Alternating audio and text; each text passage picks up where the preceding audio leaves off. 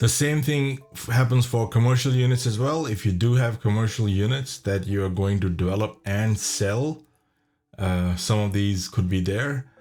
Then you have to go and select yes over here. If you don't have them and they don't work, you can select no. You might have certain, maybe a couple of residential units that you are selling, rest you are keeping or leasing. So by default, all units have to be leased out. Now, if there are extra units that you're developing, they have to go through. So let's say you're developing 10.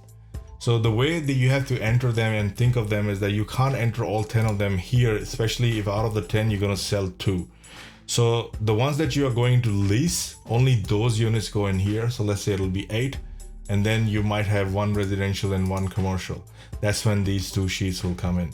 But if you have 8 of these that you're going to lease out, and then you'll have 2 residential units, then those 2 go here and there will be no commercial units. So those are the things you have to remember. So in here, I'm just running through examples. So it's the same thing. Whatever options you select here, cost sales calculation method, average cost per gross floor area, GFA, or manual. So if you're standing those values, construction costs manually, that means you can sell a per unit value manually in it, and you can do that here.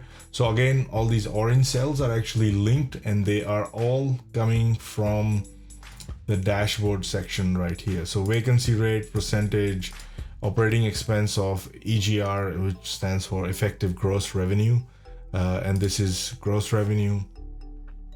So all these values, and if there is sales commission at signing, you select that, when that is going to kick in, you select the values there, and then you enter your S-curve and your cash flow forecast and your exit cap rate to calculate the value for these units at the end of when you're going to sell them.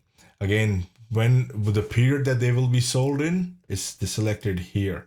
So commercial units can only be sold between July to July 27, December 27, because this is what you plan for in your project planner.